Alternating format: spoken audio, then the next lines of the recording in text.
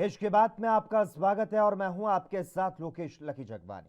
Boris Johnson आज भारत की अपनी 2 दिवसीय यात्रा के पहले पड़ाव में अहमदाबाद पहुंचे।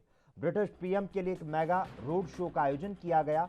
उनके काफिले का स्वागत ढोल, बांसुरी और तालियों के गड़गड़ाहट से किया गया। गाड़ी में बैठे जॉनसन ने हाथ हिलाकर भीड़ का अभिवादन किया। ब्रिटेन के पीएम बोरिस जॉनसन और गुजरात के CM Bhupendra Patel Gandhinagar gift city में गुजरात बायोटेक्नोलॉजी यूनिवर्सिटी में कार्यक्रम में शामिल हुए। ब्रिटिश पीएम ने कहा कि भारत और रूस के बीच ऐतिहासिक रूप से बहुत अलग संबंध हैं, शायद पिछले कुछ दशकों में रूस और यूके के संबंध से भी अलग। हमें उस वास्तविकता को देखना होगा, लेकिन स्पष्ट रूप से मैं इसके बारे में नरेंद्र मोदी से बात करूंगा।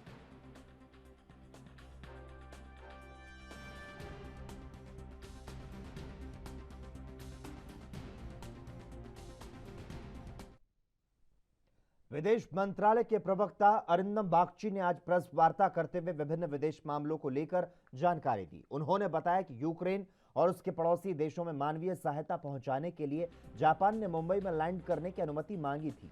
हमने वाणिज्यिक विमानों का उपयोग करके आपूर्ति लेने की मंजूरी दी। तो साथ ही उन्होंने कहा कि अफगानिस्तान में कुछ आतंकी हमले हमारी जानकारी में आए। हमने हमेशा आतंकी हमलों की कड़ी निंदा की।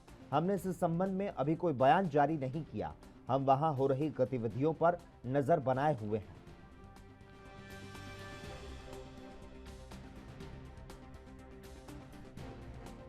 Afghanistan, we have seen, have always been forthright in our condemnation of terrorist attacks. We haven't issued a formal statement yet. We are looking at what exactly have been the developments there. But let me emphasize that we have certainly condemn all terrorist attacks, such as this, particularly in Afghanistan, and I think we'll reiterate that. We had received a request from Japan, as I said, to land in Mumbai to pick up humanitarian supplies from the UNHCR depot for taking, I think, to Ukraine and its neighboring countries. We have conveyed our approval for picking up such supplies from India using commercial aircraft. So that is one aspect of it. There's a separate request for overflight clearance of SDF aircraft across India. And that is a separate thing, is not a pickup of supplies. And that has also, I understand, been processed, humanitarian cargo as per established norms. I don't know if it's been conveyed, but that has been processed, the overflight clearance. So there are 2 issues there, and I think Delhi के निर्वर्तमान मुख्य सचिव और retired senior IAS अधिकारी विजय कुमार देव को नए राज्य चुनाव आयुक्त दिल्ली के रूप में शपथ दिलाई गई। दिल्ली के उपराज्यपाल अनिल बैजल ने विजय कुमार देव को आज राजनिवास में आयोजित एक समारोह में राष्ट्रीय राजधानी क्षेत्र दिल्ली के राज्य चुनाव आयोग के नए चुनाव आयुक्त के रूप में पद की शपथ दिलाई।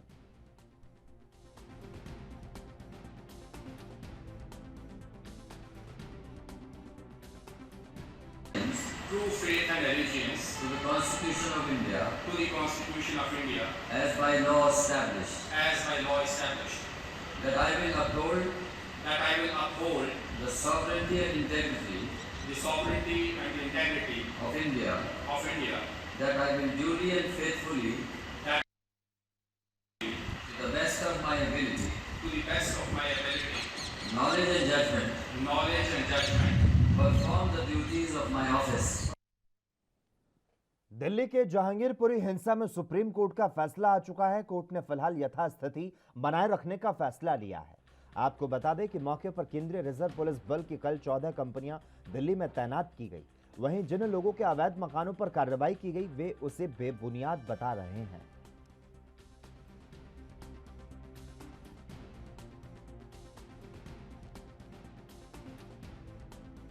अपील करूंगा कि कम से कम जो ऑथराइज दुकानें हैं उनको ना छेड़ा जाए। तो सर ये जो निर्माण किया वो लीगल है? हाँ बिल्कुल लीगल है। ये जहांगीरपुरी के ये सारी दुकानें 2-2 मंजिल बन रही है और जहांगीरपुरी के प्लॉट 5-5 मंजिल बन रहे हैं।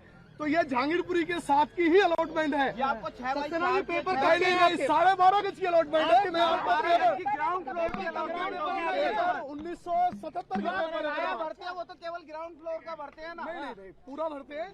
यहाँ पे जो ये इसमें मेंशन है कि फर्स्ट फ्लोर में है? बिल्कुल फर्स्ट फ्लोर ये सारे जो है पेपरों में है। इधर देखो थोड़ा सा। हेलो, आपका कितना नुकसान हो चुका है? मेरा 8-10 लाख रुपए। जहांगीरपुरी हिंसा के पीड़ितों से कांग्रेस का प्रतिनिधि मंडल मिलने पहुंचा, जिसे पुलिस ने समझाकर वापस भेज दिया। इस पर बीजेपी के राष्ट्रीय महासचिव दुष्यंत गौतम ने कहा कि दिखावा करने का कोई फायदा नहीं, जनता सब जानती है, इसीलिए कांग्रेस की दुर्गति हुई। देखिएगा, इस देश में एक गैर मुस्लिम वोटों को लापरवाही से जो देखा जा रहा है, कम आंका जा रहा है, क्योंकि वोट की राजनीति ये लोग सारे विपक्षी लोग कर रहे हैं। ऐसे गोधरा कांड की बात आती है तो ट्रेन में जलने वालों की बात कभी भी नहीं करते। आज बुलडोजर की बात करें, बुलडोजर से पहले जो हनुमान जयंती पे पत्थर फेंके गए उसकी कोई बात नहीं करता। आखिर कैसे अत्याचार सब लोग सहते रहेंगे और ये लोग खाली तुष्टीकरण की राजनीति करते रहेंगे, ये देश सब देख रहा है और उसी कारण से इनकी ये दुर्गति भी हो रही है। लेकिन आप हमेशा ऐसी जगह क्यों खड़े हुए दिखाई देते हैं? एक वर्ग के वोटों को प्राप्त करने का एक षड्यंत्र आप रचते हैं। जो व्यक्ति आज कोर्ट में भी जाते हुए अपने आप को अहंकारपूर्ण दिखाई दे रहा है, जिसने गोलियां चलाई हों, जिसने तलवारें लहराई हों, आखिर आप ये साधु संतों पे अत्याचार होता है आप नहीं बोलते। जब हनुमान जयंती पे लगातार गोली पत्थरों से बरसात हो रही थी, चारों एक ही स्टेट नहीं है, अनेकों स्टेटों में ये घटना घटी है। ये एक षड्यंत्र के तहत घटी है, पूरी से पूरी योजना के तहत घटी है, तो वो काम किया है। और रहा बुलडोजर का काम तो एमसीडी का है। एमसीडी पहले भी 7 बार वहाँ पे एक्शन कर चुकी है। 11 अप्रैल को भी एक्शन था, भाईदी भी क्लब हो गया। और वहाँ के लोगों का मैं अभी व्यू भी देख रहा हूँ टीवी के चैनल से, सब खुश हैं। रोड खोला हुआ रोड है जो अनऑथराइज कर रहे हैं, गुंडा लोग करते हैं, शरीफ लोग पीछे दब जाते हैं, बहन बेटियों की इज्जत सुरक्षित नहीं रहती जब गुंडे सड़कों पर आते हैं। मुझे लगता है इन राजनीतिक दल को तुष्टीकरण की नीति, हेट का बुलडोजर हो गया और पत्थर धर्मनिरपेक्ष हो गए। बुलडोजर धर्म पे ये आपको हेट का लगता है। बुलडोजर ने कौन सा गलत काम किया है? आप कौन सा गलत काम किया है? अगर कहीं भी किया है, लीगली किया है, आप चैलेंज किए ना, कोर्ट खुला हुआ है, आप क्यों जवान चलाते हैं यहाँ पर बाहर खड़े होकर? आप कोर्ट में जाइए, न्यायपालिका में जाइए खड़े हुए। आप तो रात को 12 बजे भी सुप्रीम कोर्ट को खुलवा लेते हैं। आपके पास तो बहुत बड़ी टीम है वकीलों की, जाओ ना उनको लेकर। खाली इनको भड़काने का काम कर रहे हैं, उनके साथ भी अन्याय कर रहे हैं। जो अल्पसंख्यक उनके साथ भी अन्याय करते हैं। मैंने देखा काफ़ी मुस्लिमों को भी मैं इंटरव्यू देखा है। सुप्रीम कोर्ट ने जहांगीरपुरी केस को राष्ट्रीय मुद्दा मानने से इनकार कर दिया और जहांगीरपुरी में यथास्थिति बनाए रखने का आदेश जारी रखा। इस फैसले पर बीजेपी सांसद हंसराज हंस ने प्रतिक्रिया दी। कानून ने अपना काम देखना है, इन्होंने अपना कानूनन देखना है। अब मेरी जो अपनी ज़ाती राय यही है कि यानी मासूम फंसे ना और बेगुनाह बचे ना। तो ऐसा ही है, बैलेंस हुआ है। कोई सक्सेना है, कोई गुप्ता जी हैं, कोई शर्मा जी हैं, कोई मोहम्मदन भी है। तो एक यक तरफा जो थी ना, कह रहे थे कार्रवाई हो रही, वो नहीं है। शुक्र है, बैलेंस्ड है। हाँ जी, काफ़ी दिनों बाद जाग आती है इन लोगों को। एसी रूम्स में बैठ के बिन सोचे भी बयान देते हैं। बयान वो होना चाहिए जिससे लोग इंस्टिगेट ना हो, प्रवोक ना हो, माहौल ख़राब ना हो। शांति के लिए इनको बयान देना चाहिए। उसी दिन जाना चाहिए था। हम लोग गए, मैं अकेला ही पहले दिन सारी रात वहाँ रहा, फिर पीस कमेटी को संपर्क किया, वहाँ बैठाया। माइनॉरिटी कमीशन के चेयरमैन साहब आए, पुलिस ऑफिसर्स से मिले, आम लोगों से मिले, सब लोगों से मिले। मिल के यही अपील उसी दिन से कर रहे हैं कि भैया शांति रखो, बाकी सारी चीज़ें मालिक कृपा करे, जानें बची रहें, बाकी सब चीज़ें वो भी कोई नुकसान है तो हो जाएगा। दिल्ली के जहांगीरपुरी में हुई हिंसा में कार्रवाई के दौरान चले बुलडोजर पर सियासत तेज होती जा रही है। आपको बता दें कि बीजेपी नेता जगदंबिका पाल ने बयान दिया। उन्होंने कहा कि जहांगीरपुरी हिंसा एक सोची समझी षड्यंत्र की साजिश है। तो साथ ही उन्होंने कहा कि सुप्रीम कोर्ट अपना काम कर रही है। ये सुप्रीम कोर्ट अपना काम कर रही है और कानून प्रशासन अपना काम करती है। जहांगीरपुरी के उस हनुमान जयंती के अवसर पर जिस तरह से एक सोची समझी षड्यंत्र का परिणाम है कि वो दंगा हुआ, और आज उस दंगे में जिस तरह से लोगों ने तैयारियां की थी, जिनके तार कहाँ से जुड़े हुए हैं, ये सारी चीज़ें सामने आ रही हैं। और अगर वो लोग जिन्होंने सार्वजनिक संपत्तियों पे, सरकारी संपत्तियों पे अवैध रूप से कब्जा करके अगर पर संपत्तियां खड़ी कर रखी हैं, तो उनको अगर बुलडोज किया जा रहा है, तो ये प्रशासन और कानून अपना काम कर रहा है। स्वाभाविक है कि प्रशासन अपना काम करेगा, सम्मानित न्यायालय अपना काम करेगा, लेकिन जो विपक्ष के लोग हैं, विपक्ष के लोग जो इस पे राजनीति कर रहे हैं, क्या वो दंगे का जहांगीरपुरी इलाके में हनुमान जयंती पर हिंसा के बाद दिल्ली नगर निगम द्वारा अवैध अतिक्रमण के खिलाफ कार्रवाई मामले में सुप्रीम कोर्ट में सुनवाई हुई, जिस पर कपिल सिब्बल ने एमसीडी की डेमोलिशन ड्राइव रोकने की मांग की, तो वहीं भारतीय जनता पार्टी के राष्ट्रीय प्रवक्ता शहजाद पूनावाला ने निशाना साधा। उन्होंने कहा कि कांग्रेस कोर्ट में सांप्रदायिकता का कार्ड खेल रही है। पार्टी का चरित्र एक बार फिर से सामने नजर आया है जब कांग्रेस पार्टी और कपिल सिब्बल सुप्रीम कोर्ट में भी सांप्रदायिकता का कार्ड, वोट बैंक का कार्ड और मुस्लिम कार्ड खेलते हैं और ये बताते हैं कि जो इलीगल एनक्रोचमेंट को हटाने का ड्राइव किया गया था वो केवल एक कम्युनिटी के खिलाफ किया गया था, जबकि पूरी मीडिया ने और पूरे देश को पता है कि झा की पान की दुकान हो, चाहे गुप्ता जूस सेंटर हो, चाहे मंदिर के पास के अवैध जो स्ट्रक्चर्स हो, जो अतिक्रमण हो, उसको भी हटाने का कार्य किया गया था। परंतु कांग्रेस पार्टी जिसका चरित्र है डिवाइड एंड रूल, जिसका चरित्र है बांटो और राज करो, हिंदू मुस्लिम में उन्होंने देश को बांटा, फिर क्लासरूम को बांटा हिजाब के नाम पर, फिर लाउडस्पीकर को बांटा हनुमान चालीसा और अजान के नाम पर, और आज वो जो अवैध अतिक्रमण और अवैध निर्माण पे कार्रवाई की गई है उसको भी बांटने की कोशिश हिंदू मुसलमान में कर रहे हैं ताकि सांप्रदायिक सद्भाव को बिगाड़ा जा सके और वोट बैंक पॉलिटिक्स के लिए लोगों को भड़काया जा सके, झूठ फैलाया जा सके और देश में माहौल को बिगाड़ा जा सके। कांग्रेस का केवल यही चरित्र है, बांटो और राज करो। दिल्ली के जहांगीरपुरी में अवैध निर्माण पर फिलहाल 2 हफ्ते तक बुलडोजर नहीं चलाया जाएगा। सुप्रीम कोर्ट ने गुरुवार को सुनवाई के दौरान यह अंतरिम आदेश जारी किया। इसके बाद से विपक्ष के नेता जहांगीरपुरी का दौरा करने पहुंच रहे हैं। इस पर बीजेपी नेता प्रेम शुक्ला ने विपक्ष पर निशाना साधा। देखिए, सर्वोच्च न्यायालय में जब एक बार मामला चला गया और सर्वोच्च न्यायालय ने इस मामले में सारे जो पक्ष हैं उनको नोटिस इश्यू किया है, पुलिस को भी नोटिस इश्यू किया है, दिल्ली सरकार को नोटिस इश्यू किया है, नगर निगम को नोटिस इश्यू किया है, तो ऐसे में अब वहाँ राजनीतिक दलों के जो तमाम फैक्ट फाइंडिंग कमिटीज जा रही हैं उनका कोई औचित्य शेष नहीं बचता है। यह सियासी ड्रामे के अलावा और कुछ नहीं है।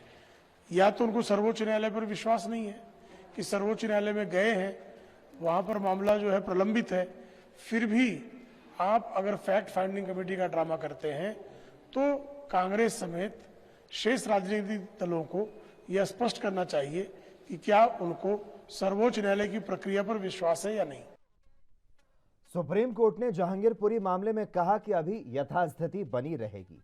कोर्ट ने कहा कि इस मामले में अगली सुनवाई 2 हफ्ते के बाद होगी। इस पर कांग्रेस प्रवक्ता पवन खेड़ा ने कहा कि सुप्रीम कोर्ट के आदेश के बाद भी अगर कोई कार्रवाई करता है तो सबसे बड़ा अपराध है। केवल तो कानून का उपयोग सरकारें करती हैं व्यवस्था बनाने के लिए। कानून और व्यवस्था का अर्थ यह होता है किस कानून के तहत आप खुद ही तय कर लेते हो कि अपराधी कौन है और उसको सजा भी आप दे देते हो। अदालतों का कोई योगदान ही नहीं रहता। तो ये प्राइमा फेसा ही गलत है। सुप्रीम कोर्ट के आदेश के बावजूद अगर ये किया गया तो ये मुझे लगता है असली अपराध तो यह है। हम स्वागत करते हैं कि सुप्रीम कोर्ट ने इसका संज्ञान लेते हुए कड़े शब्दों में अपना एक ऑर्डर दिया है और आने वाले दिनों में उम्मीद करते हैं कि कानून के अनुसार, नियम के अनुसार। देश के बाद में खबरों का सिलसिला लगातार जारी रहेगा। हम रुकते हैं एक छोटे से ब्रेक के लिए।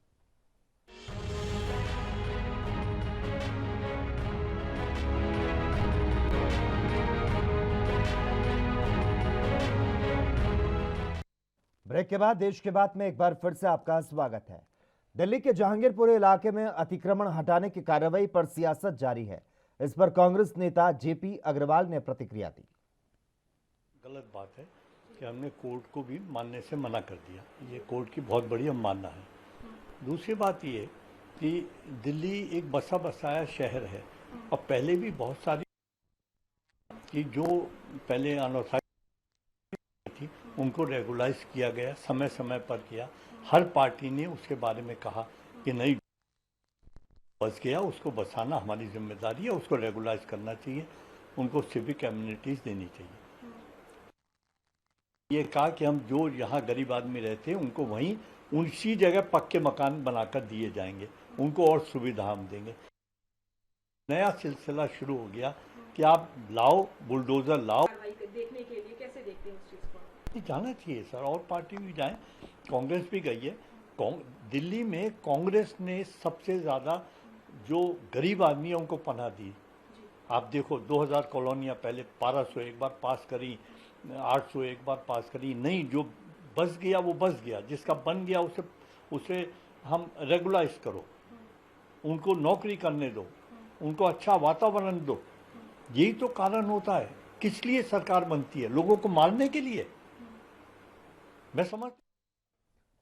सीपीआईएम नेता वृंदा करात ने भारतीय जनता पार्टी पर तीखा जुबानी हमला बोलते हुए कहा कि बीजेपी केरल में बदनाम है, क्योंकि सब जानते हैं कि बीजेपी विभाजन की राजनीति करती है। बीजेपी केरल में पूरे तौर पर बदनाम है, क्योंकि बीजेपी कतई नहीं चाहती है कि केरल जैसे पूरे देश को एक लाइट हाउस की तरह कम्युनल हार्मनी को रोशनी दिखा रही है। तो बीजेपी और पीएफआई जो एक दूसरे के खिलाफ हत्या तक के मामले करवा रहे हैं, तो केरल की सरकार, चाहे अगर पीएफआई इन्वॉल्व है चाहे आरएसएस इन्वॉल्व है, दोनों को लॉ के सामने बराबर की नजर को देखकर अरेस्ट कर रहे हैं। सुरेंद्रन जी जो बीजेपी के प्रेसिडेंट हैं, उनको ये लॉ पसंद भी पूरे तौर पर कम्युनल एजेंडा पर जाती है, चाहे वो चर्च में बोले या उनके माइनॉरिटी के जो उनके लोग हैं उनके कन्वेंशन में बोले या कहीं भी बोले। ये सिर्फ और सिर्फ कम्युनल एजेंडा पर उनका दिमाग चलता है। क्यों नहीं बेरोजगारी पर बोलेंगे? क्यों नहीं महंगाई पर बोलेंगे? क्यों केवल विभाजन करने वाली पॉलिटिक्स पर वो बोलते हैं? ये बीजेपी की डीएनए में है और हम उसका सख्त विरोध।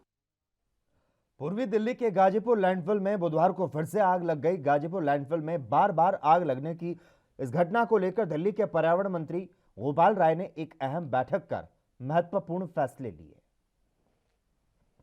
जिस तरह से गर्मी के समय में लगातार आग लगती है, उसको रोकने के लिए ही पूरी दिल्ली में एंटी ओपन बर्निंग कैंपेन चल रहा है। बहुत डिपार्टमेंट्स के सभी जो अधिकारी हैं उस पर काम कर रहे हैं, लेकिन पिछले एक महीने के दौरान तीसरी बार गाजीपुर लैंडफिल साइट में जो है वो आग लगी है।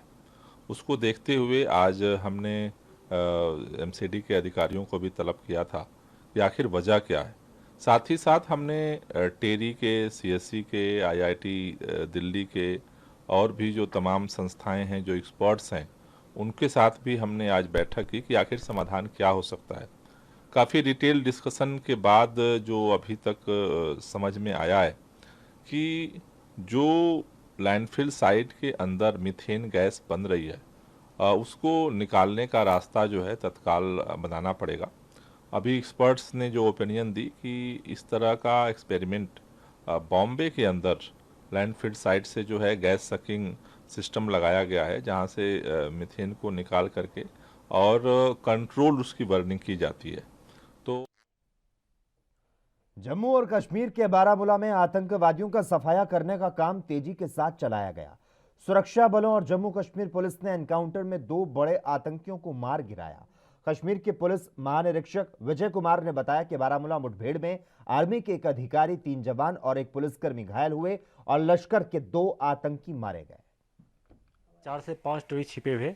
बडगांव पुलिस और आर्मी के 62 राष्ट्रीय राइफल मिलकर कोर्डन लॉन्च किया।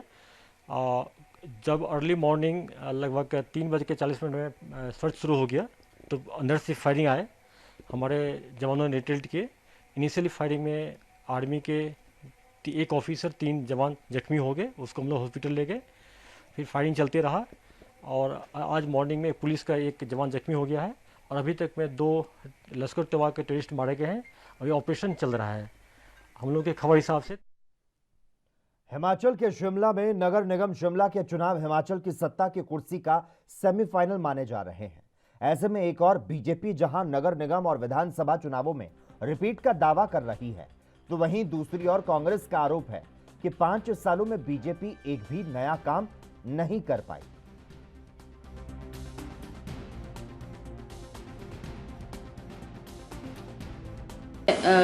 अवश्य माननीय मुख्यमंत्री जी ने भी ये बात कही होगी कि हम रिपीट करेंगे, दोबारा सरकार को बनाएंगे।